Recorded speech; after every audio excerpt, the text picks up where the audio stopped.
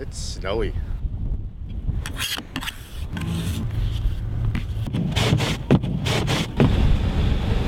The roads aren't as bad as I thought they were, as long as you didn't park on them overnight.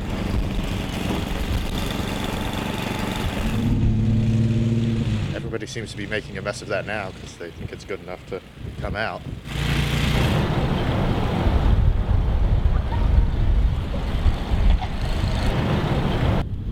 I lost some money on this one. I had the over-under on like 4 inches, and we're a bit more than that.